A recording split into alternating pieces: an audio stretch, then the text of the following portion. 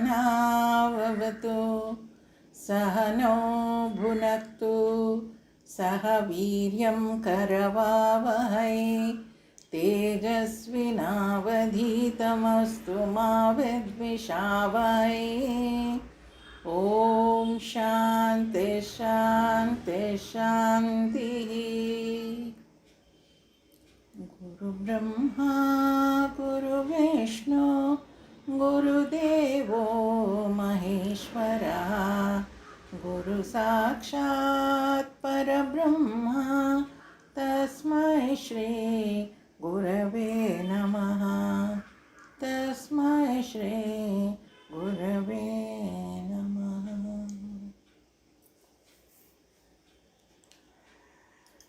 ಅನ್ನಪೂರ್ಣ ಸ್ತೋತ್ರದ ಅರ್ಥ ನೋಡೋಣ ಅಂತ ಅಂದ್ಕೊಂಡ್ವಿ. ಅದು ಬಹಳ ದಿವಸದಿಂದ ಹಾಗೆ ಉಳಿದ್ಬಿಟ್ಟಿತ್ತಲ್ವ, ಆದ್ದರಿಂದ ಅದೊಂದು ಮುಗಿಸ್ಬಿಡೋಣ, ಆಮೇಲೆ ಬೇರೆ ಟೆಕ್ಸ್ಟ್ ತಗೊಳ್ಳೋಣ ಅಂತ ಹೇಳಿದ್ರಿಂದ ಇವತ್ತು ಶ್ರೀ ಅನ್ನಪೂರ್ಣ ಸ್ತೋತ್ರಂ ಇದರ ಅರ್ಥವನ್ನು ನೋಡೋಣ. ಒಂದೊಂದೇ ಶ್ಲೋಕವನ್ನು ಸುರೇಖಾ ಅವರು ಪಠಿಸ್ತಾರೆ. ಅದಾದ ನಂತರ ನಾನು ಅದರ ಅರ್ಥವನ್ನು ಹೇಳ್ತೇನೆ. ಮೊದಲನೇ ಶ್ಲೋಕವನ್ನು ಸುರೇಖಾ ಅವರು ಹಾಡ್ತೀರಾ? ಸರಿ ಶಾಂತಲಾ. ಜ್ಞಾನಂದಕರೀ ವರಾಭಯಕರೀ ಸೌಂದರ್ಯ ರತ್ನಾಕರೀ ನಿರ್ಧೂತಾಖಿಲ ಘೋರ ಪಾವನಕರೀ ಪ್ರತ್ಯಕ್ಷ ಮಾಹೇಶ್ವರಿ ಪ್ರಾಣೇಯಾಚಲವಂಶ ಪಾವನಕರೀ ಕಾಶೀಪುರಾಧೀಶ್ವರಿ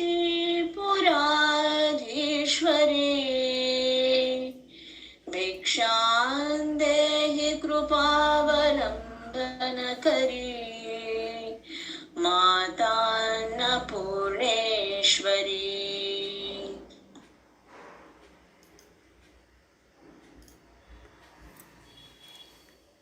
ನಿತ್ಯಾನಂದಕರಿ ವರಾಭಯಕರಿ. ಅಲ್ಲಿ ನೋಡಿ, ಶಬ್ದ ಸುಂದರವಾಗಿ ನಾವೇ ನಿಧಾನಕ್ಕೆ ಹೇಳ್ತಾ ಹೋದರೆ ಅರ್ಥ ಗೊತ್ತಾಗ್ತಾ ಹೋಗುತ್ತೆ. ನಿತ್ಯ ಆನಂದಕರಿ, ನಿತ್ಯವಾದ ಆನಂದವನ್ನು ಕೊಡುವವಳು.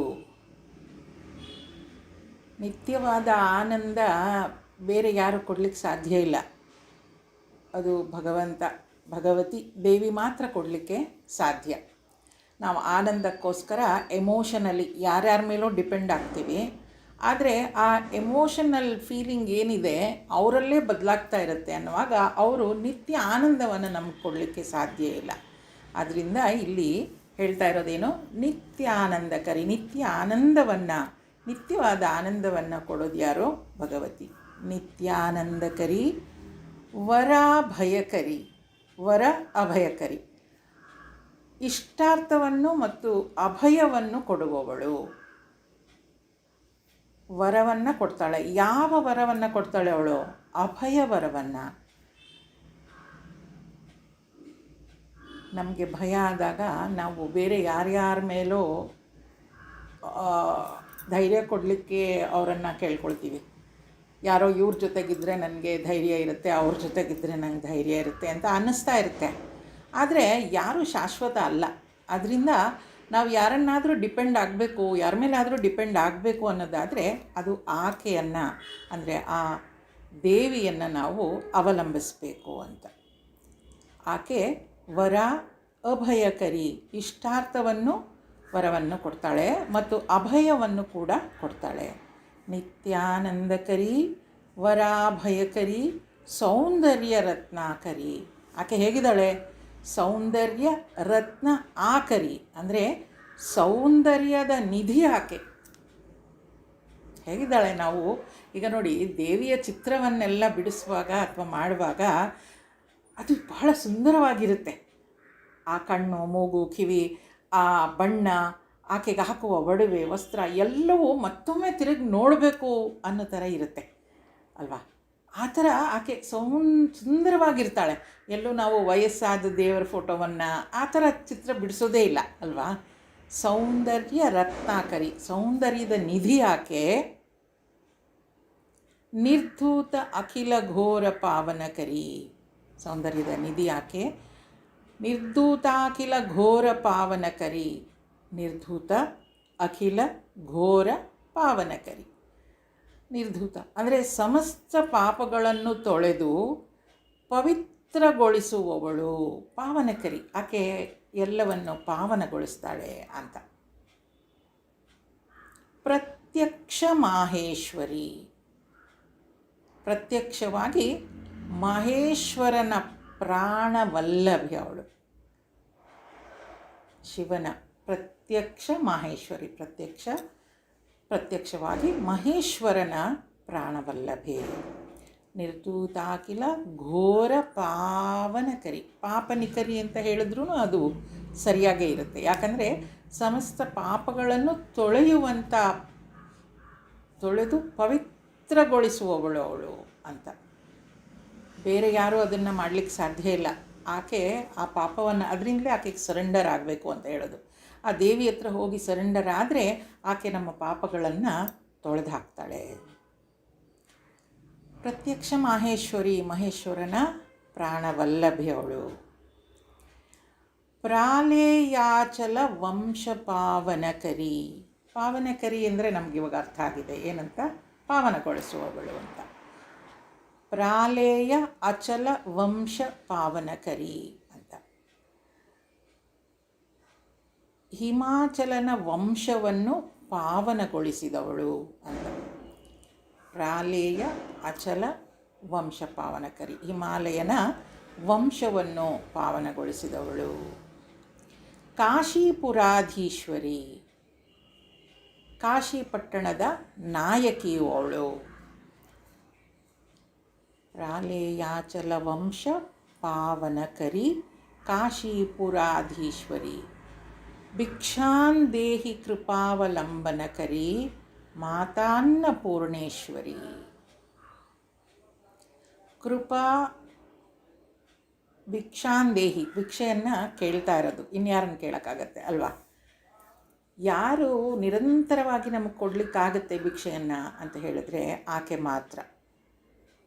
ಏನನ್ನು ಭಿಕ್ಷೆ ಕೇಳಬೇಕು ನಾವು? ಆಕೆ ಭಿಕ್ಷೆನ ಬರೀ ಅನ್ನ ಹೊಟ್ಟೆಗಾಗುವಂಥದ್ದು ಅಷ್ಟೇ ಅಲ್ಲ ಭಿಕ್ಷೆ ಅಂತ ಅಂದರೆ. ಇಲ್ಲಿ ಜ್ಞಾನ ಭಿಕ್ಷೆ ಇರ್ಬೋದು, ಆರೋಗ್ಯ ಭಿಕ್ಷೆ ಇರ್ಬೋದು, ಸಂಪತ್ತಿನ ಭಿಕ್ಷೆ ಇರ್ಬೋದು, ಎಲ್ಲವೂ ಭಿಕ್ಷೆಯೇ. ನಾವು ಕೇಳಲಿಕ್ಕೆ ಸಾಧ್ಯ ಇರೋದು ಆಕೆಯನ್ನು ಮಾತ್ರ. ಅದರಿಂದ ಏನು ಹೇಳ್ತಾ ಇದ್ದಾರೆ, ಕೃಪಾವಲಂಬನಕರಿ ಅಂದರೆ ಕೃಪೆಯಿಂದ ಸಹಾಯ ಹಸ್ತವನ್ನು ನೀಡುವವಳು. ನೋಡಿ, ಆಕೆ ಭಕ್ತರ ಮೇಲೆ ಅನಂತವಾದ ಕೃಪೆಯನ್ನು ಹೊಂದಿರುವವಳು. ನಾವು ಅಂದ್ಕೊಳ್ತೀವಿ, ನನಗೆ ಮಾತ್ರ ಯಾಕೆ ಹೀಗೆ ಮಾಡ್ತೀಯ ತಾಯಿ, ಬೇರೆಯವ್ರಿಗೆಲ್ಲ ಒಳ್ಳೆಯದೇ ಮಾಡ್ತೀಯ, ನನಗೂ ಒಳ್ಳೆಯದೇ ಮಾಡಬೇಕಲ್ವ ನೀನು, ನನಗೆ ಮಾತ್ರ ಯಾಕೆ ಹೀಗೆ ಮಾಡ್ತೀಯ ಅಂತ ಒಂದಲ್ಲ ಒಂದು ಸಲ ನಮ್ಮೆಲ್ಲರ ಮನಸ್ಸಲ್ಲೂ ಅದು ಬಂದು ಹೋಗಿರುತ್ತೆ. ಆದರೆ ಆಕೆ ಆ ಥರ ಅಲ್ಲ. ಆಕೆ ಕೃಪಾಮಯಿ, ಕೃಪೆಯಿಂದ ಸಹಾಯ ಹಸ್ತವನ್ನು ನೀಡುವವಳು. ಹಾಗೆ ಮಾಡ್ಕೊಂಡಿರೋದು ನಾವು, ಅದರಿಂದ ನಾವು ಹೊರಗೆ ಬರಲಿಕ್ಕೆ ಕೃಪೆ ತೋರಿಸೋಳು ಅವಳು ಅಂತ. ನಮ್ಮ ಪ್ರಾರಬ್ಧ ಕರ್ಮಗಳಿಂದ ನಮಗೆ ಆ ರೀತಿ ಆಗಿರುತ್ತೆ. ಆದರೆ ಅದಕ್ಕೆ ಕೃಪೆ ತೋರಿಸೋಳು ಯಾರು? ಕೃಪಾ ಅವಲಂಬನಕರಿ, ಕೃಪೆಯಿಂದ ಸಹಾಯ ಹಸ್ತವನ್ನು ನೀಡುವವಳು. ಮಾತಾ ಅನ್ನಪೂರ್ಣೇಶ್ವರಿ, ಹೇ ಮಾತೆ ಅನ್ನಪೂರ್ಣೇಶ್ವರಿಯೇ ಭಿಕ್ಷಾಂದೇಹಿ, ಭಿಕ್ಷಾಂದೇಹಿ ಕೃಪಾವಲಂಬನಕರಿ ಮಾತಾನ್ನಪೂರ್ಣೇಶ್ವರಿ. ತಾತ್ಪರ್ಯ ಹೀಗೆ ಬರುತ್ತೆ, ನಿತ್ಯವೂ ಆನಂದವನ್ನುಂಟು ಮಾಡುವವಳು, ವರಗಳನ್ನು ಮತ್ತು ಧೈರ್ಯವನ್ನು ಕೊಡುವವಳು, ಅತ್ಯಂತ ಸೌಂದರ್ಯವತಿಯು, ಭಕ್ತನ ಮನಸ್ಸಿನಿಂದ ಪಾಪದ ಯೋಚನೆಗಳನ್ನು ಓಡಿಸಿ ಪವಿತ್ರ ಯೋಚನೆಗಳನ್ನು ತುಂಬುವವಳು, ಪ್ರತ್ಯಕ್ಷ ಮಾಹೇಶ್ವರಿಯು, ಹಿಮವಂತನ ವಂಶಕ್ಕೆ ಕೀರ್ತಿಯನ್ನು ತಂದವಳು, ಕಾಶೀಪುರದ ಅಧಿದೇವತೆಯು, ಕರುಣೆಯಿಂದ ಸಹಾಯವನ್ನು ಮಾಡುವವಳು ಆದ ಹೇ ಅನ್ನಪೂರ್ಣೇಶ್ವರಿ ಮಾತೆಯೇ ಭಿಕ್ಷೆಯನ್ನು ನೀಡು ಅಂತ. ಮುಂದಿನ ಶ್ಲೋಕವನ್ನು ನೋಡೋಣ. ನಾನಾರತ್ನ ವಿಚಿತ್ರಭೂಷಣಕರೀ ಹೇಮಾಂಬರಾಡಂಬರೀ ಮುಕ್ತ लम्बमानविलसत् वक्षोजकुम्भान्तरी काश्मीरागरुवासिता रुचिकरी काशीपुराधीश्वरी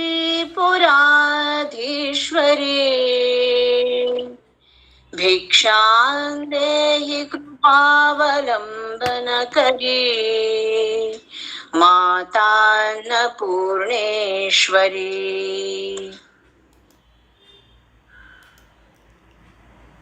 ನಾನಾರತ್ನ ವಿಚಿತ್ರ ಭೂಷಣಕರಿ. ಭೂಷಣ ಅಂದರೆ ಆಕೆ ಸುಂದರವಾಗಿ ಅದನ್ನು ಆಭರಣಗಳನ್ನು ಧರಿಸಿದಾಳೆ ಅಂತ. ನಾನಾ ರತ್ನಗಳಿಂದ ಕೂಡಿದ ಸುಂದರವಾದ ಆಭರಣಗಳನ್ನು ಧರಿಸಿದವಳು. ನಾನಾ ರತ್ನ ವಿಚಿತ್ರ ಅಂತ ಹೇಳುವಾಗ ಇಲ್ಲಿ ವಿಚಿತ್ರ ಅಂದರೆ ಏನೋ ವಿಚಿತ್ರವಾಗಿದೆ ಆ ಥರ ಅಲ್ಲ, ಅತ್ಯಂತ ಶ್ರೇಷ್ಠವಾದ ಅತ್ಯಂತ ಸುಂದರವಾದ ಆಭರಣಗಳನ್ನು ಧರಿಸಿದ್ದಾಳೆ. ನಾನಾ ರತ್ನ ವಿಚಿತ್ರ ಭೂಷಣಕರಿ ಹೇಮಾಂಬರ ಆಡಂಬರಿ. ಹೇಮ ಅಂಬರ ಆಡಂಬರಿ. ಹೇಮ ಅಂದರೆ ನಮಗೆ ಗೊತ್ತು, ಬಂಗಾರದ ವಸ್ತ್ರ. ಈ ನವರಾತ್ರಿಯಲ್ಲಿ ಒಂದಿನ ಆಕೆಗೆ ಆ ಬಂಗಾರದ ಸೀರೆಯನ್ನು ಉಡಿಸ್ತಾರೆ ಅಂತ ಹೇಳ್ತಾರೆ ದೇವಸ್ಥಾನಗಳಲ್ಲಿ ದೇವಿಯ ಅಲಂಕಾರ ಮಾಡುವಾಗ. ಹೇಮ ಅಂಬರ ಆಡಂಬರಿ, ಸುವರ್ಣದ ವಸ್ತ್ರಗಳನ್ನುಟ್ಟು ಸಂತುಷ್ಟಳಾಗಿ ಇರುವವಳು ಅಂತ. ಆ ರೀತಿಯ ವಸ್ತ್ರವನ್ನು ಅವಳು ನೋಡಿ. ದೇವಿ ಅಂತ ಅಂದರೆ ಸರ್ವಶಕ್ತಿಮಯಿ. ಆಕೆಗೆ ಆ ಥರ ಈ ಥರ ಅಲಂಕಾರ ಎಲ್ಲ ಸಾಧ್ಯನೇ ಇಲ್ಲ. ಮಾಡುವಾಗ ಅತ್ಯಂತ ಸುಂದರವಾಗಿ ಅತ್ಯಂತ ಹೆಚ್ಚಿನ ಬೆಲೆಯುಳ್ಳದ್ದನ್ನೇ ಆಕೆಗೆ ಹಾಕುವಂಥದ್ದು. ಅದರಿಂದ ಇಲ್ಲಿ ಹೇಮಾಂಬರ ಆಡಂಬರಿ ಮುಕ್ತಾಹಾರ ವಿಲಂಬಮಾನ ವಿಲಸದ್ ವಕ್ಷೋಜ ಕುಂಭಾಂತರಿ. ವಕ್ಷೋಜ ಕುಂಭಾಂತರಿ ಅಂತಂದರೆ ಆಕೆಯ ಎದೆಯ ಮೇಲೆ ಲೋಲಾಡ್ತಾ ಇರುವ ಪ್ರಕಾಶಮಾನವಾದ ಮುತ್ತಿನ ಹಾರವನ್ನು ಧರಿಸಿರುವವಳು. ಒಂದು ಮುತ್ತಿನ ಹಾರ ಧರಿಸಿದ್ದಾಳೆ. ಆ ಭಗವತಿಯನ್ನು ಈಗ ಈ ದಸರಾದಲ್ಲಿ ನಾವೆಲ್ಲರೂ ನೋಡಿದ್ದೀವಿ. ಆಕೆಯ ಚಿತ್ರವನ್ನು ಈಗ ಕಣ್ಮುಂದೆ ತಂದುಕೊಳ್ಬೋದು. ಆ ದೇವಸ್ಥಾನದಲ್ಲಿ ಆಕೆಗೆ ಆ ಬಂಗಾರದ ಸೀರೆಯನ್ನು ಉಡಿಸಿದ್ದಾರೆ, ಆ ಮುತ್ತಿನ ಹಾರವನ್ನು ತೊಡಿಸಿದ್ದಾರೆ. ಅದು ಆಕೆಯ ಎದೆಯ ಭಾಗದಲ್ಲಿ, ಎದೆಯ ಮೇಲೆ ಅದು ಲೋಲಾಡ್ತಾ ಇದೆ. ಕಾಶ್ಮೀರಾಗರುವಾಸಿತ ರುಚಿಕರಿ, ಸುವಾಸನ ಭರಿತವಾದ ಚಂದನವನ್ನು ಶರೀರಕ್ಕೆ ಲೇಪಿಸಿಕೊಂಡು ಸುಂದರವಾಗಿರುವವಳು. ಏನು ಮಾಡ್ಕೊಂಡಿದ್ದಾಳೆ ಅವಳು? ನಾವು ಅಲಂಕಾರ ಮಾಡುವಾಗ ನೋಡ್ತೀವಲ್ವ, ಸುಂದರವಾದ ಆ ಸುವಾಸನೆಯುಳ್ಳ ಚಂದನವನ್ನು ಆಕೆಯ ಶರೀರಕ್ಕೆ ಲೇಪಿಸಿರ್ತಾರೆ ಅಂತ. ಕಾಶೀಪುರಾಧೀಶ್ವರಿ ಅಂದರೆ ಕಾಶಿ ಪಟ್ಟಣದ ನಾಯಕಿಯು, ಕೃಪಾವಲಂಬನಕರಿ ಕೃಪೆಯಿಂದ ಸಹಾಯ ಹಸ್ತವನ್ನು ನೀಡುವವಳು. ಮಾತಾ ಅನ್ನಪೂರ್ಣೇಶ್ವರಿ ಅಂದರೆ ಜಗತ್ತನ್ನು ಅನ್ನದಿಂದ ಪೂರ್ಣಗೊಳಿಸುವವಳು ಮಾತೆಯೇ. ಭಿಕ್ಷಾಂ ಆಹಾರ ಸಮೃದ್ಧಿಯನ್ನು ದೇಹಿ. ಏನು ಕೇಳ್ತಾ ಇರೋದು? ಭಿಕ್ಷಾನ್ ದೇಹಿ, ಆಹಾರ ಸಮೃದ್ಧಿಯನ್ನು ನೀನು ನೀಡು ಅಂತ. ತಾತ್ಪರ್ಯ ಹೀಗಾಗತ್ತೆ. ರತ್ನ ನಿರ್ಮಿತವಾದ ಆಕರ್ಷಕ ಆಭರಣಗಳನ್ನು ತೊಟ್ಟಿರುವವಳು, ಸುವರ್ಣದ ಎಳೆಗಳಿಂದ ಕೂಡಿದ ರೇಷ್ಮೆ ವಸ್ತ್ರವನ್ನುಟ್ಟ ಪ್ರಫುಲ್ಲಿತಳು. ವಕ್ಷಸ್ಥಳದಲ್ಲಿ ಲೋಲಾಡುತ್ತಿರುವ ಉಜ್ವಲವಾದ ಮುತ್ತಿನ ಹಾರ ಧರಿಸಿರುವವಳು, ಸುವಾಸಿತ ಚಂದನವನ್ನು ಶರೀರಕ್ಕೆ ಲೇಪಿಸಿಕೊಂಡು ಆಹ್ಲಾದಭರಿತಳಾಗಿರುವವಳು. ಕಾಶಿ ಪಟ್ಟಣದ ದೇವತೆಯು ಜಗತ್ತಿಗೆ ಅಗತ್ಯವಾದ ಆಹಾರವನ್ನು ಉಂಟು ಮಾಡುವವಳು. ಕಾಶೀಪುರದ ಅಧಿದೇವತೆಯು ಕರುಣೆಯಿಂದ ಸಹಾಯವನ್ನು ಮಾಡುವವಳು. ಹೇ ತಾಯಿಯೇ, ಆಹಾರ ಸಮೃದ್ಧಿಯನ್ನು ಉಂಟು ಮಾಡು. ನೋಡಿ, ಆ ಶ್ರೀಗಂಧ ಲೇಪನ ಅನ್ನೋದು ಏನಂತಂದರೆ ಅದು ಮನಸ್ಸಿಗೆ ಆಹ್ಲಾದವನ್ನು ಕೊಡುತ್ತೆ ಅಂತ. ನೋಡಿ, ಆ ಪರಿಮಳ ಅದರಿಂದ ನೋಡಿ, ದೇವರ ಮುಂದೆ ನಾವು ಊದುಗಡ್ಡಿ ಹಚ್ಚೋದಾಗಲಿ, ಕರ್ಪೂರ ಬೆಳಗುವಾಗಲಿ, ಅಥವಾ ಇತ್ತೀಚೆಗೇನು ಮೊದಲಿಂದನೂ ಇದೆ ಅದು, ಆ ಸೆಂಟ್ ಅಂತ ಹಾಕೊಳ್ತಾರಲ್ಲ ಎಲ್ಲ ಅಲ್ವಾ, ಅದೆಲ್ಲ ಏನಾಗುತ್ತೆ ಮನಸ್ಸಿನ ಮೇಲೆ ಒಂದು ಆಹ್ಲಾದಕರ ಭಾವನೆಯನ್ನು ಕೊಡುತ್ತೆ. ಈಗ ಒಳ್ಳೆ ಪರಿಮಳ ಇದ್ದಾಗ ನಮಗೆ ಅನಿಸುತ್ತೆ ಎಷ್ಟು ಭಕ್ತಿ. ಈಗ ಅಡ್ವರ್ಟೈಸ್ಮೆಂಟ್ ಎಲ್ಲ ಕೊಡ್ತಾರೆ, ಊದ್ಗಡ್ಡಿಯನ್ನು ಹಚ್ಚೋದ್ರಿಂದ ಭಕ್ತಿ ಮೂಡುತ್ತೆ ಅಂತ. ಈ ಊದ್ಗಡ್ಡಿ ಹಚ್ಚೋದ್ರಿಂದ ಭಕ್ತಿ ಮೂಡುತ್ತಾ? ಹೌದು, ಕೆಲವು ವಾಸನೆಗಳು ಕೂಡ ನಮ್ಮ ಮೇಲೆ ಪರಿಮಳ ಬೀಳುತ್ತೆ, ಒಂದು ಪರಿಣಾಮವನ್ನು ಬೀರುತ್ತೆ. ಅದರಿಂದ ಕೆಲವು ಪೂಜೆಗಳು ಮಾಡುವಾಗ ಹೇಳ್ತಾರೆ ಮಲ್ಲಿಗೆ ಹೂವನ್ನು ಉಪಯೋಗಿಸಿ, ಸಂಪಿಗೆ ಹೂವನ್ನು ಉಪಯೋಗಿಸಿ. ವ್ರತಗಳಿರುತ್ತೆ ಅದೇ ರೀತಿಯ. ಆಮೇಲೆ ಗುಲಾಬಿ ಬರುತ್ತಲ್ವ, ಆ ಗುಲಾಬಿ ಹೂವನ್ನು ಉಪಯೋಗಿಸಿ. ಆ ಥರದಲ್ಲಿ ಬೇರೆ ಬೇರೆ ಹೂವುಗಳಿಗೆ ಬೇರೆ ಬೇರೆ ಪರಿಮಳ ಇರುತ್ತೆ. ಆ ವ್ರತ ಹೇಳುವವರು ಕೂಡ ಮನಸ್ಸಿಗೆ ಆ ಆಹ್ಲಾದವನ್ನು ತಂದುಕೊಡಲಿ ಅನ್ನೋ ದೃಷ್ಟಿಯಿಂದ ಈ ಪರಿಮಳಯುಕ್ತವಾದ ಸುಗಂಧರಾಜ ಇರ್ಬೋದು, ಯುಕ್ತವಾದ ಹೂವನ್ನು ಭಗವಂತನಿಗೆ ಅರ್ಪಿಸಿ ಅಂತ ಹೇಳ್ತಾರೆ. ಅದೇ ಮಾತನ್ನು ಇಲ್ಲಿ ಹೇಳಿರೋದು ನೋಡಿ. ಸುವಾಸಿತ ಚಂದನವನ್ನು ಶರೀರಕ್ಕೆ ಲೇಪಿಸಿಕೊಂಡು ಆಹ್ಲಾದ ಭರಿತಳಾಗಿರುವವಳು ಅಂತ. ಅಂತಹ ದೇವಿಯನ್ನು, ಅಂತಹ ಸುಂದರವಾದ ಸಮೃದ್ಧಳಾಗಿರುವ ದೇವಿಯನ್ನು ನಾವು ಏನು ಕೇಳ್ತಾ ಇದ್ದೀವಿ? ಭಿಕ್ಷಾಂದೇಹಿ ಕೃಪಾವಲಂಬನಕರಿ ಮಾತಾ ಅನ್ನಪೂರ್ಣೇಶ್ವರಿ. ಮುಂದಿನ ಶ್ಲೋಕವನ್ನು ನೋಡೋಣ. ಯೋಗಾನಂದಕರೀ ರಿಪುಕ್ಷಯಕರೀ ಧರ್ಮಾರ್ಥನಿಷ್ಠಾಕರೀ ಚಂದ್ರಾರ್ಕಾನಲಭಾಸಮಾನಲಹರೀ ತ್ರೈಲೋಕ್ಯರಕ್ಷಾಕರೀ ಸರ್ವೈಶ್ವರ್ಯಕರೀ ತಪಫಲಕರೀ ಕಾಶೀಪುರಾಧೀಶ್ವರೀ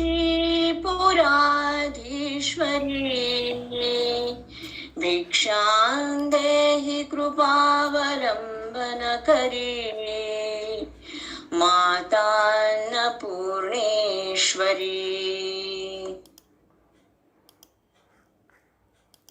ಯೋಗಾನಂದಕರಿ ರಿಪುಕ್ಷಯಕರಿ. ಯೋಗಾನಂದಕರಿ ಅಂದ್ರೇನು? ಭಕ್ತರನ್ನು ಆನಂದದೊಡನೆ ಸೇರಿಸುವವಳು ಅಂತ. ಯೋಗ ಅಂದರೆ ಜೋಡಿಸೋದು ಅಂತ ಅಲ್ವಾ? ಯೋಗಾನಂದಕರಿ ಯಾವುದರ ಜೊತೆ ನಮ್ಮನ್ನು ಸೇರಿಸ್ತಾ ಇದ್ದಾಳೆ? ಆನಂದದೊಡನೆ. ಭಕ್ತರನ್ನು ಆನಂದದೊಡನೆ ಆಕೆ ಸೇರಿಸ್ತಾಳಂತೆ, ಜೋಡಿಸ್ತಾಳಂತೆ. ಅಂದರೆ ಆ ಕಡೆಗೆ ಕರ್ಕೊಂಡು ಹೋಗೋದಕ್ಕೆ, ಆನಂದವಾಗಿರೋದಕ್ಕೆ ಕಲಿಸ್ತಾಳಂತೆ. ನೋಡಿ, we should always find a reason to be happy ಅಂತ ಹೇಳ್ತಾರೆ. ದುಃಖವಾಗಿರೋದಕ್ಕೆ ಕಾರಣಗಳೇ ಬೇಡ, ಸುಮ್ಮನೆ ದುಃಖ ಪಡ್ತಾನೆ ಇರ್ತೀವಿ. ಆದರೆ ಪ್ರತಿ ಕ್ಷಣವೂ ಸಂತೋಷವಾಗಿರಲಿಕ್ಕೆ ಒಂದು ಕಾರಣವನ್ನು ನಾವೇ ಹುಡುಕೊಳ್ಬೇಕಂತೆ. ಯಾರೋ ಹೇಳ್ತಾ ಇದ್ರು, ಸೆಲೆಬ್ರೇಷನ್ಸ್ಗೆ ಒಂದು ಕಾರಣ ಬೇಕಾಗಿಲ್ಲ, ಸುಮ್ಮನೆ ಸೆಲೆಬ್ರೇಟ್ ಮಾಡ್ಬೋದು. ಯಾಕೆ? ನನಗೆ ಸೆಲೆಬ್ರೇಟ್ ಮಾಡೋದಕ್ಕೆ ನಾನು ಬದುಕಿದ್ದೀನಿ ಅಂತ. ಹಾಗೆ ಯೋಗಾನಂದಕರಿ, ಭಕ್ತರನ್ನು ಆನಂದದೊಡನೆ ಸೇರಿಸುವವಳು. ರಿಪು ಕ್ಷಯಕರಿ. ರಿಪು ಅಂದರೆ ಶತ್ರು, ಗೊತ್ತಿದೆ ನಮಗೆ. ಶತ್ರು ನಾಶವನ್ನು ಮಾಡುವವಳು. ಶತ್ರು ನಾಶ ಮಾಡಿ, ಶತ್ರು ಭಾವನೆ ಅಂತ ಇಟ್ಕೊಳ್ಳೋಣ. ಆ ಶತ್ರು ಭಾವನೆಯನ್ನು ನಾಶ ಮಾಡಿ ನಮಗೆ ಆನಂದವನ್ನು ಕೊಡುವವಳು. ಧರ್ಮಾರ್ಥ ನಿಷ್ಠಾಕರಿ. ಧರ್ಮ ಮಾರ್ಗದಲ್ಲಿ ಮತ್ತು ಪರಮ ಪುರುಷಾರ್ಥದಲ್ಲಿ ನಿಷ್ಠೆಯನ್ನು ಉಂಟು ಮಾಡುವವಳು. ಧರ್ಮ ಅರ್ಥ ನಿಷ್ಠಾಕರಿ, ನಿಷ್ಠೆಯನ್ನು ಕೊಡುವವಳು. ನೋಡಿ, ಆ ಧರ್ಮದಿಂದ ಮಾತ್ರ ನಾವು ಹಣವನ್ನು ಸಂಪಾದಿಸ್ಬೇಕಂತೆ. ಹೀಗೆ ಯಾರೋ ಸ್ವಾಮೀಜಿ ಹತ್ರ ಮಾತಾಡುವಾಗ ಒಂದು ಮಾತು ಹೇಳಿದ್ರು ಅವರು ನಮಗೆ. ಏನಂದರೆ, ಮನುಷ್ಯ ಹುಟ್ಟಿದಾಗಿಂದ ಆ ಮಗುವನ್ನು ಬೆಳೆಸುವಾಗ ನಾವು ಅದಕ್ಕೆ, ಅಥವಾ ನಮ್ಮ ತಂದೆ ತಾಯಿಗಳು ಯಾರಾದರೂ ಇರ್ಬೋದು, ಅದನ್ನು ನಾವು ಧರ್ಮವಾಗಿ ನಡ್ಕೊಳ್ಳೋದನ್ನು ಮಕ್ಕಳಿಗೆ ಕಳಿಸ್ಬೇಕಂತೆ. ಆ ಧರ್ಮವಾಗಿ ನಡ್ಕೊಳ್ಳೋದಕ್ಕೆ ನಮಗೆ ಹಣದ ಅವಶ್ಯಕತೆ ಇರುತ್ತೆ. ಅದಕ್ಕೋಸ್ಕರ ಸಂಪಾದನೆಗೆ ಹೋಗಬೇಕೇ ಹೊರತು ಬರೀ ಸಂಪಾದನೆ ಮಾಡೋದು ಮುಖ್ಯ ಆಗಬಾರ್ದು ಅಂತ ಸ್ವಾಮೀಜಿಯವರು ಹೇಳ್ತಾಯಿದ್ರು. ಈಗ ಧರ್ಮವಾಗಿ ನಡ್ಕೊಳ್ಬೇಕು ಅಂತಂದರೆ, ಈಗ ನನ್ನನ್ನು ನೋಡ್ಕೊಳ್ಳೋದಕ್ಕೆ, ಈ ಶರೀರವನ್ನು ನೋಡ್ಕೊಳ್ಳೋದಕ್ಕೆ ನಂಗೆ ಆಹಾರ ಬೇಕು, ಬಟ್ಟೆ ಬೇಕು. ಇದನ್ನೆಲ್ಲ ನಾನು ಎಲ್ಲಿಂದನೋ ಕದ್ದು ತಂದು ಮಾಡಲಿಕ್ಕಾಗಲ್ಲ. ಅದಕ್ಕೆ ನಾನು ಸಂಪಾದನೆಯನ್ನು ಮಾಡಬೇಕು. ಏನಕ್ಕೆ ಸಂಪಾದನೆ ಮಾಡ್ತಾಯಿದ್ದೀನಿ? ಈ ನನ್ನ ಅವಶ್ಯಕತೆಗಳನ್ನು ನ್ಯಾಯವಾಗಿ ತೀರಿಸ್ಕೊಳ್ಳೋದಕ್ಕೆ ಅಂತ. ಆ ಧರ್ಮ ಕಾಪಾಡಲಿಕ್ಕೋಸ್ಕರ ಅರ್ಥವನ್ನು ಸಂಪಾದನೆ ಮಾಡಬೇಕೇ ಹೊರತು ಅರ್ಥವನ್ನು ಅಂದರೆ ಹಣ ಸಂಪಾದನೆ ಮಾಡೋದು ಮುಖ್ಯ ಆಗಬಾರ್ದು ಅಂತ ಸ್ವಾಮೀಜಿಯವರು ನನಗೆ ಹೇಳ್ತಾಯಿದ್ರು. ಈಗ ಅದು ಇಲ್ಲಿ ನೋಡಿ, ಧರ್ಮ ಅರ್ಥ ನಿಷ್ಠಾಕರಿ ಅಂತ ಹೇಳಿದ್ರೆ ಧರ್ಮ ಮಾರ್ಗದಲ್ಲಿ ನಡೀಲಿಕ್ಕೋಸ್ಕರ ಎಷ್ಟು ಅರ್ಥ ಬೇಕೋ ಅಂದರೆ ಹಣ ಬೇಕೋ ಅದನ್ನು ಸಂಪಾದಿಸಲಿಕ್ಕೆ ನಿಷ್ಠೆಯನ್ನು ಕೊಡುವವಳು ಅಂತ. ಧರ್ಮ ಮಾರ್ಗದಲ್ಲಿ ಮತ್ತು ಪರಮ ಪುರುಷಾರ್ಥದಲ್ಲಿ ನಿಷ್ಠೆಯನ್ನು ಉಂಟು ಮಾಡುವವಳು. ಚಂದ್ರ ಅರ್ಕ ಅನಲ ಭಾಸಮಾನ ಲಹರಿ ಅಂದರೆ ಸೂರ್ಯ ಚಂದ್ರ ಅಗ್ನಿಗಳಂತೆ ತೇಜಸ್ವಿಯಾಗಿ ಭಾಸಿಸುತ್ತಿರುವವಳು ಅಂದರೆ ಹೊಳಿತಾ ಇರುವವಳು. ಚಂದ್ರಾರ್ಕಾನಲ ಭಾಸಮಾನ ಲಹರಿ, ಭಾಸ ಅಂದರೆ ಹೊಳೆಯೋದು ಅಂತ. ತ್ರೈಲೋಕ್ಯ ರಕ್ಷಾಕರಿ, ತ್ರೈಲೋಕ್ಯ ಅಂದರೆ 3 ಲೋಕಗಳನ್ನು ರಕ್ಷಿಸುತ್ತಿರುವವಳು. ಸರ್ವೈಶ್ವರ್ಯಕರಿ, ಸರ್ವ ಐಶ್ವರ್ಯ, ಎಲ್ಲ ರೀತಿಯ ಐಶ್ವರ್ಯವನ್ನು ದಯಪಾಲಿಸುವವಳು. ಇಲ್ಲಿ ಐಶ್ವರ್ಯ ಅಂದರೆ ಬರೀ ಹಣ ಅಲ್ಲ, ಅದು ಜನಸಂಪತ್ತಿರ್ಬೋದು, ಜಲ ಸಂಪತ್ತಿರ್ಬೋದು, ಆಹಾರ ಸಂಪತ್ತಿರ್ಬೋದು, ಎಲ್ಲವೂ ಐಶ್ವರ್ಯವೇ. ಎಲ್ಲ ರೀತಿಯ ಐಶ್ವರ್ಯವನ್ನು ದಯಪಾಲಿಸುವವಳು.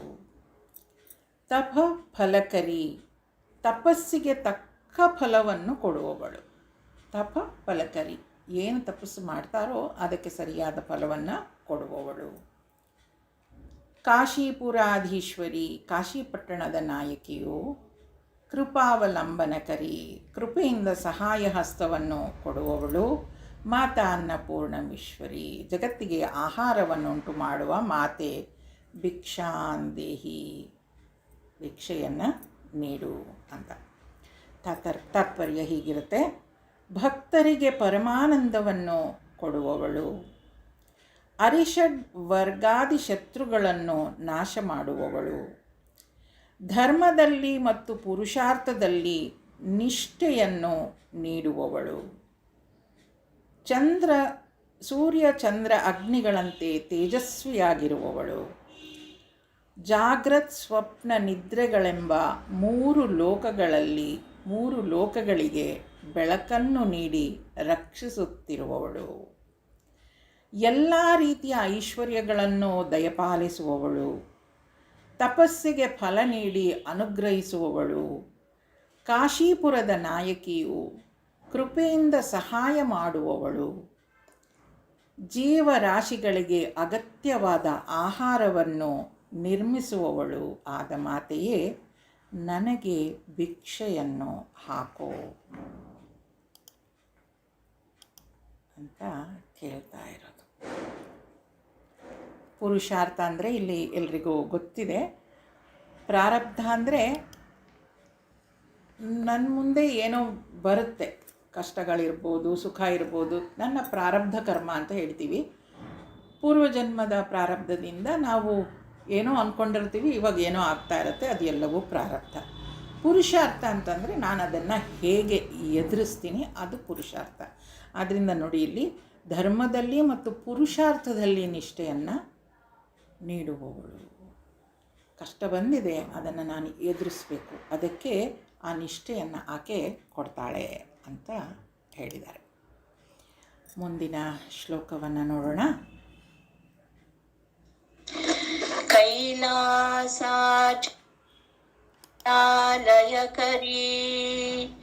ಗೌರಿ ಹ್ಯುಮಾಶಾಂಕರಿ ಕೌಮಾರಿ ನಿಗಮಾರ್ಥ ಗೋಚರಕರಿ ಹ್ಯೋಂಕಾರ ಬೀಜಾಕ್ಷರಿ ಮೋಕ್ಷದ್ವಾರ ಕವಾಟ ಪಾಟನಕರಿ ಕಾಶೀಪುರಾಧೀಶ್ವರಿ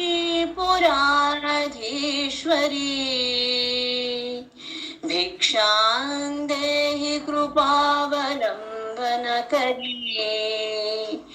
ಮಾತಾನ್ನಪೂರ್ಣೇಶ್ವರಿ.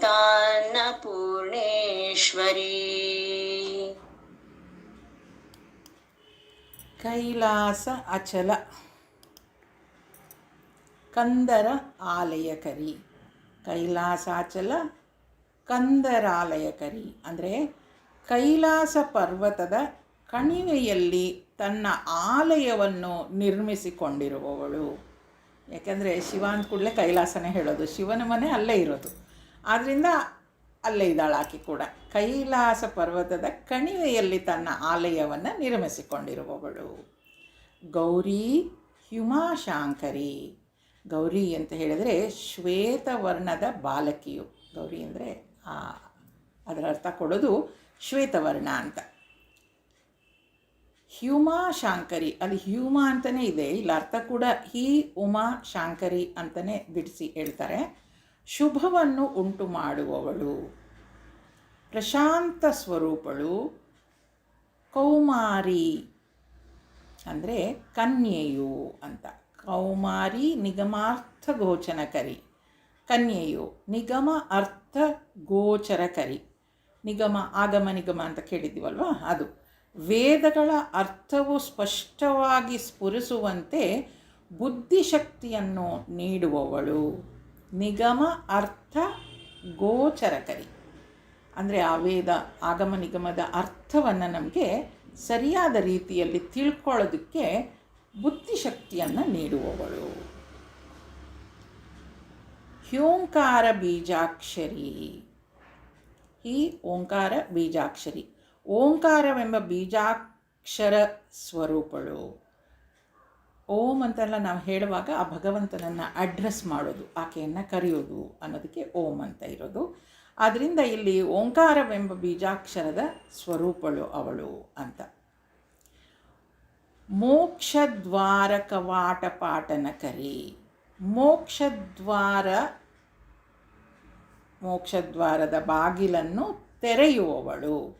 ಮೋಕ್ಷದ್ವಾರ ಕವಾಟ ಪಾಟನಕರಿ. ಮೋಕ್ಷದ್ವಾರದ ಬಾಗಿಲನ್ನು ಆಕೆ ತೆರೆಯುವವಳು. ಕಾಶೀಪುರಾಧೀಶ್ವರಿ, ಕಾಶಿಪಟ್ಟಣದ ನಾಯಕಿಯು, ಕೃಪಾವಲಂಬನಕರಿ, ಕೃಪೆಯಿಂದ ಸಹಾಯ ಹಸ್ತವನ್ನು ನೀಡುವವಳು. ಮಾತಾ ಅನ್ನಪೂರ್ಣೇಶ್ವರಿ, ಅನ್ನಪೂರ್ಣೇಶ್ವರಿ ಮಾತೆಯೇ ಭಿಕ್ಷಾಂದೇಹಿ, ಭಿಕ್ಷೆಯನ್ನು ನೀಡು. ತಾತ್ಪರ್ಯ: ಕೈಲಾಸ ಪರ್ವತದ ಗುಹೆಯಲ್ಲಿ ನಿವಾಸಿಸುವವಳು, ಶುಭ್ರಳು, ಪ್ರಶಾಂತಳು, ಮಂಗಳವನ್ನುಂಟು ಮಾಡುವವಳು. ಕನ್ನಿಕೆಯು ವೇದಾಂತ ಸಾರವು ಅರ್ಥವಾಗುವಂತೆ ಮಾಡುವವಳು. ಓಂಕಾರ ಮಂತ್ರೋಚ್ಚಾರಣೆಯ ಮೂಲಕ ಒಲಿದು ಬರುವವಳು. ಭಕ್ತರಿಗೆ ಮೋಕ್ಷದ ಬಾಗಿಲನ್ನು ತೆರೆಯುವವಳು. ಕಾಶೀಪುರಾಧೀಶ್ವರಿಯು ಕೃಪೆಯಿಂದ ಸಹಾಯ ಮಾಡುವವಳು. ಜೀವರಾಶಿಗಳಿಗೆ ಸಕಾಲಕ್ಕೆ ಆಹಾರವನ್ನು ಒದಗಿಸುವವಳು ಆದ ಜಗನ್ಮಾತೆಯೇ ಭಿಕ್ಷೆಯನ್ನು ನೀಡು. ನಾವು ಉಮಾ ಹೈಮವತಿ ಅಂತ ಕೇನೋಪನಿಷತ್ತಿನಲ್ಲಿ ನೋಡಿದಾಗ ಹೇಳಿದ್ವಿ, ಆಕೆ ಬ್ರಹ್ಮವಿದ್ಯಾ ಗುರು ಅಂತ. ನೋಡಿ, ಇಲ್ಲೂ ಕೂಡ ವಿದ್ಯೆಯನ್ನು, ಆ ಆಗಮನಿಗಮ ವಿದ್ಯೆ ನಮಗೆ ಸರಿಯಾಗಿ ಅರ್ಥ ಆಗಬೇಕು ಅಂದರೆ ಆಕೆ ನಮಗೆ ಬುದ್ಧಿಶಕ್ತಿ ಕೊಡಬೇಕು. ಅದೇ ಕೃಪೆ ನಮ್ಮ ಮೇಲೆ ಆಕೆ ಮಾಡೋದು ಅಂತ ಇಲ್ಲಿ ಹೇಳಿದ್ದಾರೆ. ಮುಂದಿನ ಶ್ಲೋಕವನ್ನು ನೋಡೋಣ. ದೃಶ್ಯ ವಿಭೂತಿ ವಾಹನಕರಿ, ಬ್ರಹ್ಮಾಂಡ ಭಾಂಡೋದರಿ, ಲೀಲಾ ನಾಟಕ ಸೂತ್ರ ಖೇಲನಕರಿ, ವಿಜ್ಞಾನ ದೀಪಾಂಕುರಿ, ಶ್ರೀ ವಿಶ್ವೇಶ್ವರ ಪ್ರಸಾದನಕರಿ, ಕಾಶೀಪುರಾಧೀಶ್ವರಿ, ಭಿಕ್ಷಾಂದೇಹಿ ಕೃಪಾವಲಂಬನಕರಿ, ಮಾತಾನ್ನಪೂರ್ಣೇಶ್ವರಿ. ದೃಶ್ಯ ಅದೃಶ್ಯ ವಿಭೂತಿ ವಾಹನಕರಿ. ದೃಶ್ಯವಾದ ಧನಕನಕಾದಿ ಮತ್ತು ಅದೃಶ್ಯವಾದ ವಿದ್ಯಾಬುದ್ಧಿ ಜ್ಞಾನ ಸಂಪತ್ತನ್ನು ಉಂಟಾಗುವಂತೆ ಮಾಡುವವಳು. ದೃಶ್ಯ ನಮಗೆ ನೋಡಿ ಕಾಣುವಂಥದ್ದು. ಅದೃಶ್ಯ ಅಂತ ಹೇಳಿದಾಗ ಇಲ್ಲಿ ಧನಕನಕ ನಮಗೆ ಕಾಣಿಸುತ್ತೆ. ಅದೃಶ್ಯ ಅಂತ ಹೇಳುವಾಗ ಈ ವಿದ್ಯಾಬುದ್ಧಿ ಜ್ಞಾನ ಅದು ಕೂಡ ಸಂಪತ್ತು, ಇದು ಕೂಡ ಸಂಪತ್ತು. ದೃಶ್ಯವಾದ ಜ್ಞಾನ, ಅದೃಶ್ಯವಾದ ಸಂಪತ್ತು ಧನಕನಕ, ಅದೃಶ್ಯವಾದ ಸಂಪತ್ತು ವಿದ್ಯಾಬುದ್ಧಿ ಜ್ಞಾನ. ದೃಶ್ಯ ಅದೃಶ್ಯ ವಿಭೂತಿವಾಹನಕರಿ. ಆ ಸಂಪತ್ತನ್ನು ಉಂಟಾಗುವಂತೆ ಮಾಡುವವಳು. ಬ್ರಹ್ಮಾಂಡ ಬಾಂಡ ಉದರಿ, ಬ್ರಹ್ಮಾಂಡಗಳನ್ನು ತನ್ನ ಉದರವೆಂಬ ಪಾತ್ರೆಯಲ್ಲಿ ಧರಿಸಿರುವವಳು. ಬ್ರಹ್ಮಾಂಡವನ್ನೇ ತನ್ನ ಉದರದಲ್ಲಿ ಧರಿಸಿದಾಳೆ ಅಂತ.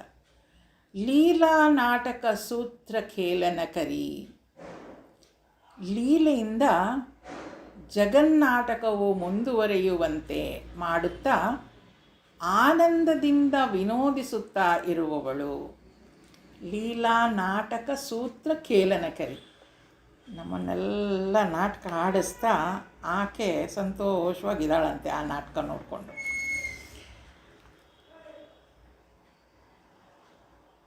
ಜಗತ್ತನ್ನೇ ನಾಟಕ ಅಂತ ಅಂದ್ಕೊಂಡಿರುವಂತಹ ಒಂದು ಸಂದರ್ಭ ಅದು. ಲೀಲೆಯಿಂದ, ತನ್ನ ಲೀಲೆಯಿಂದ, ಆಕೆ ಲೀಲೆಯಿಂದ ಜಗನ್ನಾಟಕವು ಮುಂದುವರಿಯುವಂತೆ, ಆ ನಾಟಕ ಮುಂದುವರಿಯುವಂತೆ ಮಾಡ್ತಾ ಆನಂದದಿಂದ ವಿನೋದಿಸುತ್ತಾ ಇರುವವಳು. ವಿಜ್ಞಾನ ದೀಪಾಂಕುರಿ, ಹೃದಯದಲ್ಲಿ ಜ್ಞಾನ ದೀಪವನ್ನು ಹಚ್ಚುವವಳು. ಶ್ರೀ ವಿಶ್ವೇಶ ಮನಪ್ರಸಾದನಕರಿ, ಶ್ರೀ ಪರಮೇಶ್ವರನ ಮನಸ್ಸು ಪ್ರಸನ್ನಗೊಳ್ಳುವಂತೆ ಮಾಡುವವಳು. ವಿಶ್ವೇಶ ಮನ ಪ್ರಸಾದನಕರಿ. ಯಾರವಳು? ಕಾಶಿಪುರಾಧೀಶ್ವರಿ, ಕಾಶಿಪಟ್ಟಣದ ನಾಯಕಿಯು, ಕೃಪಾವಲಂಬನಕರಿ, ಕೃಪೆಯಿಂದ ಸಹಾಯ ಹಸ್ತವನ್ನು ನೀಡುವವಳು. ಮಾತಾ ಅನ್ನಪೂರ್ಣೇಶ್ವರಿ, ಭಿಕ್ಷಾಂದೇಹಿ, ಭಿಕ್ಷೆಯನ್ನು ನೀಡು ಅಂತ ಕೇಳ್ತಾ ಇರೋದು. ತಾತ್ಪರ್ಯ: ಬಾಹ್ಯ ಹಾಗೂ ಆಂತರಿಕ ಸಂಪತ್ತನ್ನು ಅಭಿವೃದ್ಧಿಗೊಳಿಸುವಂತೆ ಮಾಡುವವಳು, ಬ್ರಹ್ಮಾಂಡಗಳ ಜನನಿಯು, ವ್ಯವಸ್ಥಿತವಾಗಿ ಜಗನ್ನಾಟಕವು ಮುಂದುವರಿಯುವಂತೆ ಮಾಡುತ್ತಾ ಆನಂದದಿಂದ ವಿನೋದಿಸುತ್ತಿರುವವಳು, ಹೃದಯದಲ್ಲಿ ಜ್ಞಾನ ದೀಪವನ್ನು ಬೆಳಗಿಸುವವಳು, ಭಕ್ತರ ಮೇಲೆ ಪರಮೇಶ್ವರನ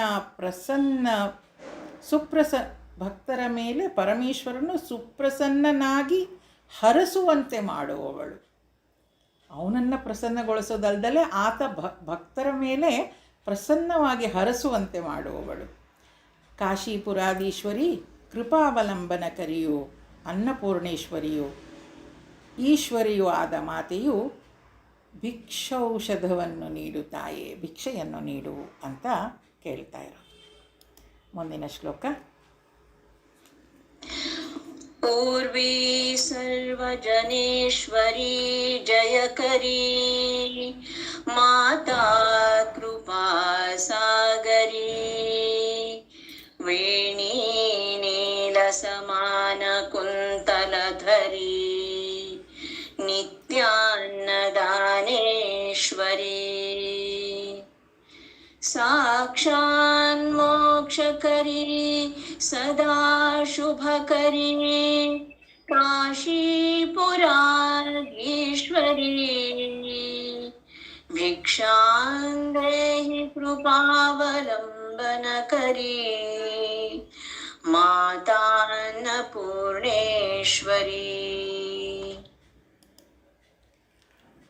ಊರ್ವಿ ಸರ್ವಜನ ಈಶ್ವರಿ. ಊರ್ವಿ ಭೂಮಿಯಲ್ಲಿ ವಾಸಿಸುತ್ತಿರುವ ಜನರಿಗೆಲ್ಲ ರಕ್ಷಕಿಯು.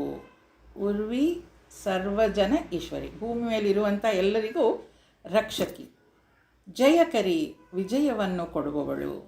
ಮಾತಾ ಕೃಪಾಸಾಗರಿ, ಮಾತೆಯು ದಯಾಸಾಗರಿ. ವೇಣಿ ನೀಲ ಸಮಾನ ಕುಂತಲಧರ, ವೇಣಿ ಅಂದರೆ ಗೊತ್ತು ನಮಗೆ, ಕಪ್ಪಾಗಿರುವ ತಲೆಗೂದಲುಗಳನ್ನು ಸುಂದರವಾದ ಜಡೆಯನ್ನಾಗಿ ಹೆಣೆದುಕೊಂಡಿರುವವಳು. ವೇಣಿ ನೀಲ ಸಮಾನ ಕುಂತಲಧರಿ, ಸುಂದರವಾದ ಕಪ್ಪು ಕೂದಲನ್ನು ಜಡೆಯಾಗಿ ಎಣ್ಕೊಂಡಿದ್ದಾಳೆ.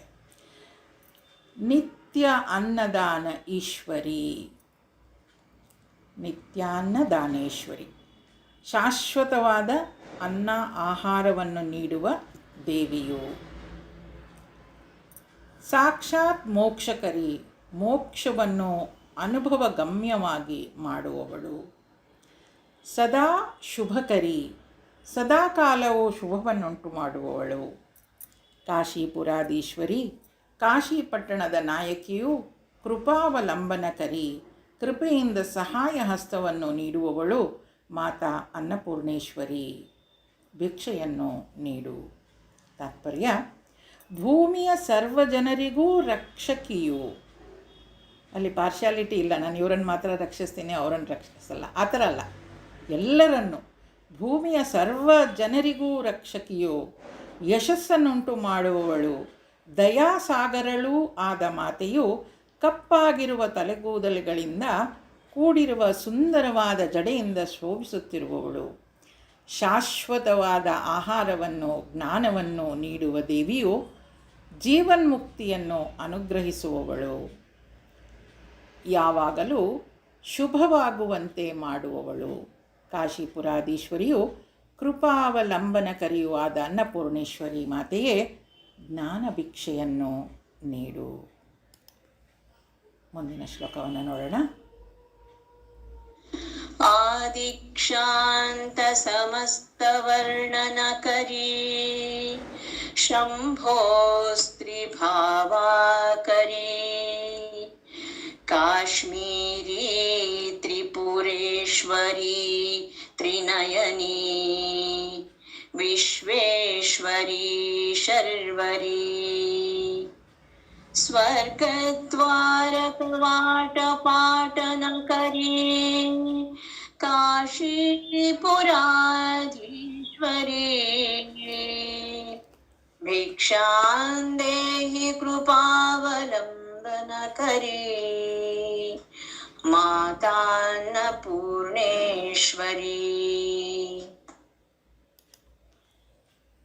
ಇವಾಗ ಸ್ವಲ್ಪ ಅರ್ಥ ಆಗ್ತಾ ಇದೆ ನಮಗೆ, ಆ ಶಬ್ದಗಳನ್ನು ಹೇಗೆ ಬಿಡಿಸ್ಕೊಂಡು ಹೇಳಬೇಕು ಅಂತ. ಆದಿಕ್ಷಾಂತ ಸಮಸ್ತ ವರ್ಣನಕರಿ. ಆದಿಕ್ಷಾಂತ ಅಂದರೆ ಅಕಾರದಿಂದ ಕ್ಷವರೆಗೂ, ವರ್ಣನಕರಿ ಎಂಬ ಅಕ್ಷರಗಳವರೆಗೂ ಸಮಸ್ತ ವರ್ಣಗಳನ್ನು ನಿರ್ಮಿಸಿದವಳು. ಅಂದರೆ ಅಕ್ಷರಗಳನ್ನು ನಿರ್ಮಿಸಿದವಳು. ಎಲ್ಲಿಂದ? ಅಕಾರದಿಂದ ಕ್ಷವರೆಗೂ. ಶಂಭೋ ತ್ರಿಭಾವಾಕರಿ, ಶಿವನ 3 ಭಾಗಗಳನ್ನು ಮಾಡುವವಳು. ಶಂಭೋ ತ್ರಿಭಾವಾಕರಿ, ಶಿವನ 3 ಭಾವಗಳನ್ನು ಮಾಡುವವಳು. ಅವನ ಭಾವನೆಗಳನ್ನು, 3 ಭಾವನೆಗಳೇನಿರುತ್ತೆ ಅದನ್ನು ಮಾಡುವವಳು. ಕಾಶ್ಮೀರಿ, ಕಾಶ್ಮೀರದಲ್ಲಿ ನೆಲೆಸುವವಳು. ಕಾಶ್ಮೀರ ಪುರಾಧೀಶ್ವರಿ ಅಂತಲೇ ಹೇಳ್ತೀವಿ, ಕಾಶ್ಮೀರದಲ್ಲಿ ನೆಲೆಸಿರುವವಳು. ತ್ರಿಪುರೇಶ್ವರಿ, 3 ಪುರಗಳಿಗೆ ನಾಯಕಿಯು. ತ್ರಿನಯನಿ, 3 ನೇತ್ರಗಳಿರುವವಳು. ವಿಶ್ವೇಶ್ವರಿ, ವಿಶ್ವಕ್ಕೆ ಒಡತಿಯು. ಶರ್ವರಿ, ಶರ್ವರಿ ಹೆಸರಿಡ್ತಾರಲ್ವ, ರಾತ್ರಿಯನ್ನು ಉಂಟು ಮಾಡುವವಳು. ಸ್ವರ್ಗದ್ವಾರ ಕವಾಟ ಪಾಟನಕರಿ, ಸ್ವರ್ಗದ್ವಾರದ ಬಾಗಿಲನ್ನು ತೆರೆಯುವವಳು. ಕಾಶೀಪುರಾಧೀಶ್ವರಿ, ಕಾಶಿಪಟ್ಟಣದ ನಾಯಕಿ. ಕೃಪಾವಲಂಬನಕರಿ, ಕೃಪೆಯಿಂದ ಸಹಾಯ ಹಸ್ತವನ್ನು ನೀಡುವವಳು. ಮಾತಾ ಅನ್ನಪೂರ್ಣೇಶ್ವರಿ, ಭಿಕ್ಷೆಯನ್ನು ನೀಡು. ತಾತ್ಪರ್ಯ: ಅಕಾರದಿಂದ ಆರಂಭಿಸಿ ಕ್ಷಕಾರದವರೆಗಿನ ಸಮಸ್ತ ಉಚ್ಚರಿಸಲ್ಪಡುವ ಶಬ್ದಗಳನ್ನು ನಿರ್ಮಿಸಿರುವವಳು.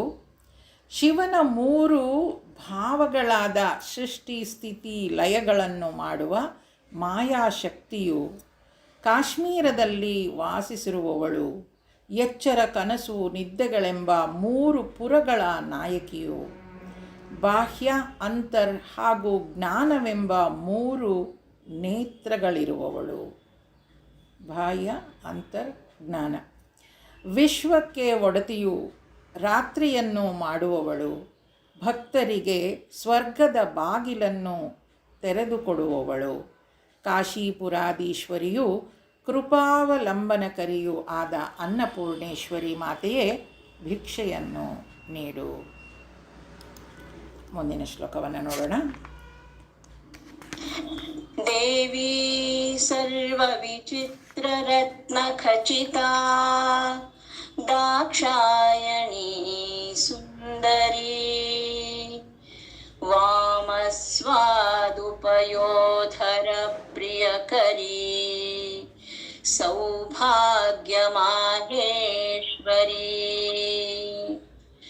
भक्ताभीष्टकरी सदा शुभकरी काशीपुराधीश्वरी भिक्षां देहि कृपावलम्बनकरी मातान्नपूर्णेश्वरी.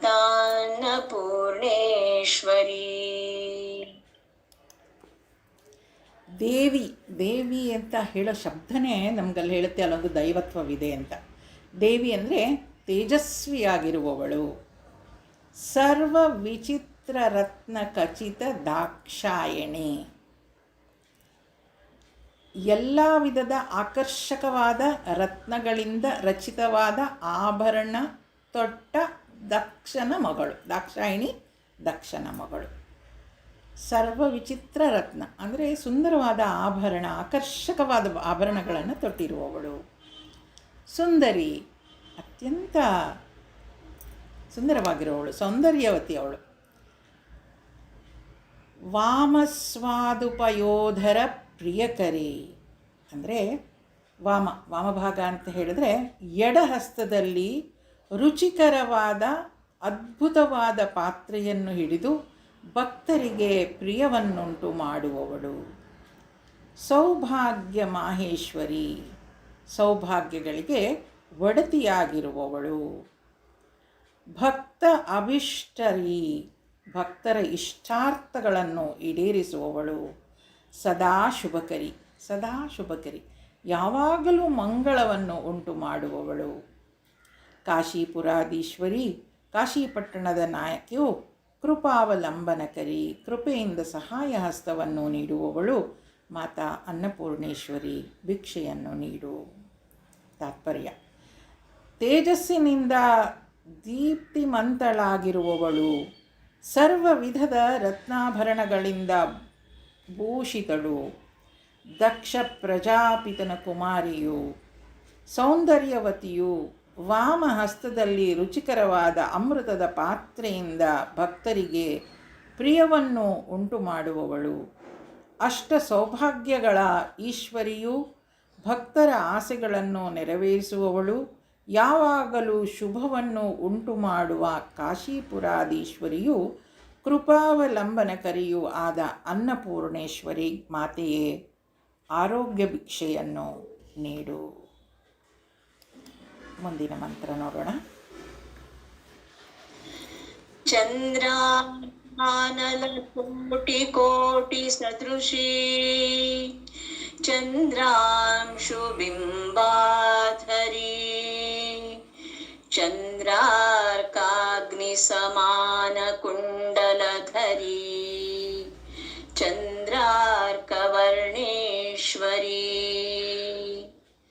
ಮಾಲಾ ಪುಸ್ತಕ ಪಾಶ ಸಾಂಕುಶಧರಿ ಕಾಶೀಪುರಾಧೀಶ್ವರಿ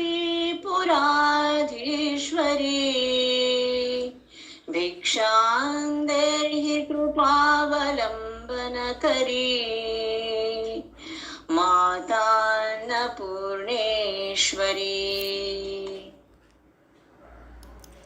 ಚಂದ್ರಾರ್ಕಾನಲ ಕೋಟಿ ಕೋಟಿ ಸದೃಶಿ. ನೋಡಿ ಎಷ್ಟು ಚೆನ್ನಾಗಿದೆ.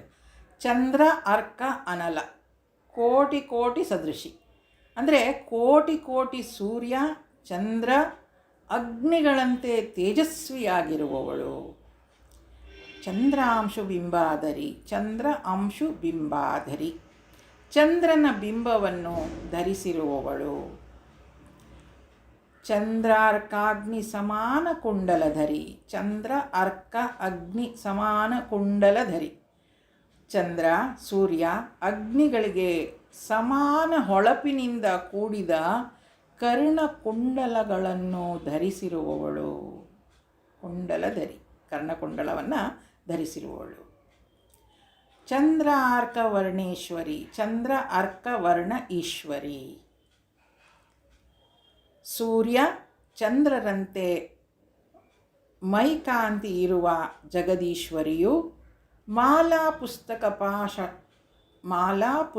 ಪಾಶ ಸಾಂಕುಶಧರಿ, ಕೈಯಲ್ಲಿ ಸ್ಫಟಿಕ ಮಾಲೆ, ಪುಸ್ತಕ, ಪಾಶ ಹಾಗೂ ಅಂಕುಶಗಳನ್ನು ಧರಿಸಿರುವವಳು. ಕಾಶೀಪುರಾಧೀಶ್ವರಿ, ಕಾಶೀಪುರದ ನಾಯಕಿಯು, ಕೃಪಾವಲಂಬನಕರಿ, ಕೃಪೆಯಿಂದ ಸಹಾಯ ಹಸ್ತವನ್ನು ನೀಡುವವಳು, ಅನ್ನಪೂರ್ಣೇಶ್ವರಿ, ಮಾತಾ ಅನ್ನಪೂರ್ಣೇಶ್ವರಿ, ಭಿಕ್ಷೆಯನ್ನು ನೀಡು. ತಾತ್ಪರ್ಯ: ಕೋಟಿ ಕೋಟಿ ಸೂರ್ಯಚಂದ್ರ ಅಗ್ನಿಗಳಂತೆ ದೇದೀಪ್ಯಮಾನಳಾಗಿರುವವಳು, ಚಂದ್ರನ ಬಿಂಬವನ್ನು ಧರಿಸಿರುವವಳು, ಸೂರ್ಯಚಂದ್ರ ಅಗ್ನಿಗಳಿಗೆ ಸಮಾನವಾದ ಪ್ರಕಾಶದಿಂದ ಕೂಡಿರುವ ಕಿವಿಯ ಓಲೆಗಳನ್ನು ಧರಿಸಿರುವವಳು, ಸೂರ್ಯಚಂದ್ರರಂತೆ ಮೈಕಾಂತಿ ಇರುವ ಜಗದೀಶ್ವರಿಯು, ಕೈಯಲ್ಲಿ ಜಪಮಾಲೆ, ಪುಸ್ತಕ, ಪಾಶ ಹಾಗೂ ಅಂಕುಶಗಳನ್ನು ಧರಿಸಿರುವ ಕಾಶೀಪುರಾಧೀಶ್ವರಿಯು, ಕೃಪಾವಲಂಬನಕರಿಯೂ ಆದ ಅನ್ನಪೂರ್ಣೇಶ್ವರಿ ಮಾತೆಯೇ, ಭಿಕ್ಷೆಯನ್ನು ನೀಡು. ಮುಂದಿನ ಮಂತ್ರ. ಕ್ಷತ್ರತ್ರಾಣಕರಿ ಮಹಾಭಯಹರಿ ಮಾತಾ ಕೃಪಾ ಸಾಗರಿ ಸರ್ವಾನಂದಕರಿ ಸದಾಶಿವಕರಿ ವಿಶ್ವೇಶ್ವರಿ ಶ್ರೀಧರಿ ದಕ್ಷಾಕ್ರಂದಕರಿ ನಿರಾಮಯಕರಿ ಕಾಶೀಪುರಾಧೀಶ್ವರಿ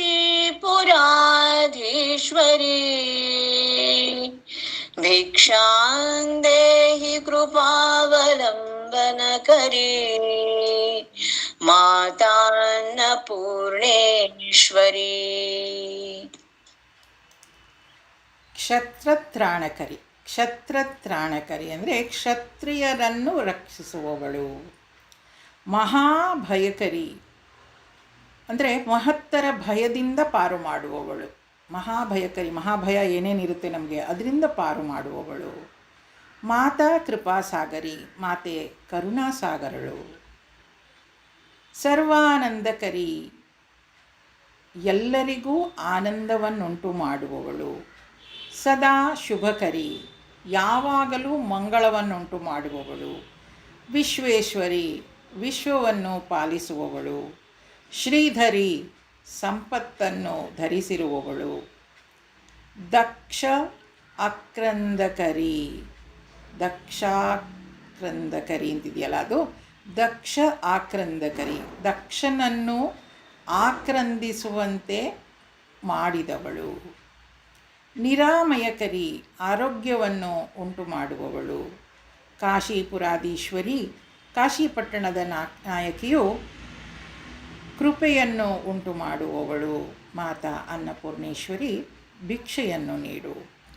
ತಾತ್ಪರ್ಯ: ಧಾರ್ಮಿಕರಾದ ಕ್ಷತ್ರಿಯರನ್ನು ಸಂರಕ್ಷಿಸುವವಳು, ಮಹತ್ತರವಾದ ಸಂಸಾರ ಭಯವನ್ನು ನೀಗಿಸುವವಳು. ಭಯ ಅಂದ ಕೂಡಲೇ ಮಹಾಭಯ ಯಾವುದು ಅಂದರೆ ಸಂಸಾರ ಭಯ.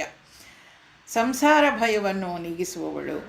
ಮಾತೆಯು ಕರುಣಾಸಾಗರಳು, ಎಲ್ಲರಿಗೂ ಆನಂದವನ್ನು ಹಾಗೂ ಶುಭವನ್ನು ಮಾಡುವವಳು. ವಿಶ್ವವನ್ನು ಪಾಲಿಸುವವಳು. ಶ್ರೀಧರಿಯು, ದಕ್ಷನು ಕೂಗಿಕೊಳ್ಳುವಂತೆ ಮಾಡಿದವಳು. ಆರೋಗ್ಯ ಭಾಗ್ಯವನ್ನು ಕೊಡುವವಳು. ಕಾಶೀಪುರಾಧೀಶ್ವರಿಯು, ಕೃಪಾವಲಂಬನಕರಿಯೂ ಆದ ಅನ್ನಪೂರ್ಣೇಶ್ವರಿ ಮಾತೆಯೇ, ಭಿಕ್ಷೆಯನ್ನು ನೀಡು. ಕಡೆಯ ಒಂದು ಶ್ಲೋಕವನ್ನು ನೋಡ್ಬಿಡೋಣ. ಅನ್ನಪೂರ್ಣೆ ಸದಾ ಪೂರ್ಣೆ ಶಂಕರ ಪ್ರಾಣವಲ್ಲಭೆ ಜ್ಞಾನ ವೈರಾಗ್ಯ ಸಿದ್ಧ್ಯರ್ಥಂ ಭಿಕ್ಷಾಂ ದೇಹಿ ಚ ಪಾರ್ವತಿ ಮಾತಾ ಚ ಪಾರ್ವತಿ ದೇವಿ ಪಿತಾ ದೇವೋ ಮಹೇಶ್ವರಃ ಬಾಂಧವಾ ಶಿವಭಕ್ತಾಶ್ಚ ಸ್ವದೇಶೋ ಭುವನತ್ರಯಂ. ಇಷ್ಟೆಲ್ಲ ಸೌಂದರ್ಯವನ್ನು, ಆಕೆಯ ಶಕ್ತಿಯನ್ನು ತಿಳಿದುಕೊಂಡ ಮೇಲೆ ಇದನ್ನು ಕೇಳಿದ ಭಕ್ತನಿಗೇನನ್ಸುತ್ತೆ? ಅದು ಅನ್ನಪೂರ್ಣೆ ಅಂದರೆ ಅನ್ನದ ಸ್ವರೂಪಳು ನೀನು.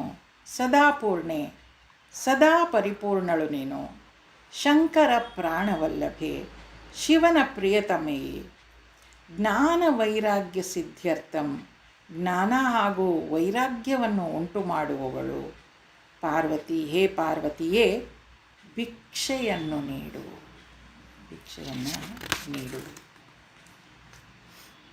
ತಾತ್ಪರ್ಯ ಹೀಗಾಗತ್ತೆ: ಅನ್ನದ ಸ್ವರೂಪಳೆ, ಸದಾ ಪರಿಪೂರ್ಣಳೆ, ಶಿವನಿಗೆ ಪ್ರಾಣಪ್ರಿಯಳೆ, ಹೇ ಪಾರ್ವತಿಯೇ, ನನಗೆ ಜ್ಞಾನ ಲಭಿಸುವಂತೆ ಹಾಗೂ ಇಂದ್ರಿಯ ಸಂಯಮ ಉಂಟಾಗುವಂತೆ ಭಿಕ್ಷೆಯನ್ನು ನೀಡು.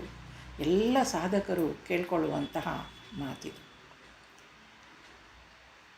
ಮಾತಾ ಚ ಪಾರ್ವತೀ ದೇವಿ ಪಿತಾ ದೇವೋ ಮಹೇಶ್ವರ. ಅಂದರೆ ನನಗೆ ಪಾರ್ವತೀ ದೇವಿಯೇ ತಾಯಿ ಮತ್ತು ಮಹೇಶ್ವರನೇ ತಂದೆ.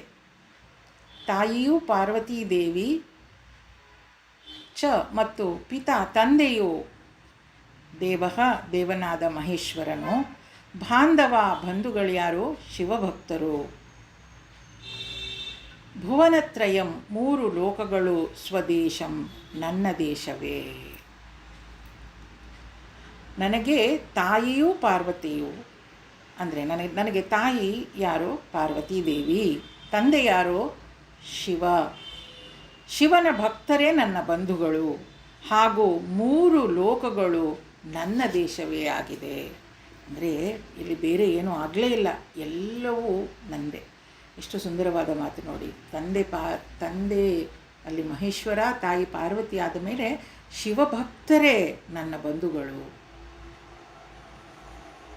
ಬೇರೆ ಯಾರು ನನ್ನ ಬಂಧುಗಳಲ್ಲ. ಶಿವಭಕ್ತರು ನನ್ನ ಬಂಧುಗಳಾಗಬೇಕು ಅನ್ನೋದು ಇಲ್ಲಿ ಹೇಳ್ತಾ ಇದ್ದಾರೆ. ಆ ಶಿವಭಕ್ತರೇ ನನ್ನ ಬಂಧುಗಳು ಹಾಗೂ ಮೂರು ಲೋಕಗಳು ಕೂಡ ನನ್ನದೇ ದೇಶ ಆಗಿದೆ. ಅಂದರೆ ಮೂರು ಲೋಕ ಅನ್ನುವಾಗ ಬೇರೆ ಬೇರೆ ರೀತಿಯಲ್ಲಿ ಲೋಕಗಳನ್ನು ಹೇಳ್ತಾರೆ. ಸ್ವರ್ಗ, ನರಕ, ಅದು ನಮಗೆ ಗೊತ್ತಿಲ್ಲದೆ ಇರೋ ಲೋಕಗಳದು. ಇಲ್ಲಿ ಮೂರು ಲೋಕ ಅಂತ ಹೇಳುವಾಗ ಎಚ್ಚರ, ಕನಸು, ನಿದ್ದೆ ಅಂತ ಆಗ್ಬೋದು. ಬೇರೆ ಬೇರೆಯ ವರ್ಣನೆಯನ್ನು ವ್ಯಾಖ್ಯಾನಕಾರರು ಹೇಳ್ತಾರೆ. ಎಲ್ಲೆಲ್ಲೂ ನನಗೆ ಶಿವಭಕ್ತರೇ ನನ್ನ ಬಂಧುಗಳು ಅಂತ ಈ ಅನ್ನಪೂರ್ಣ ಸ್ತೋತ್ರವನ್ನು ಮುಗಿಸ್ತಾ ಇದ್ದಾರೆ.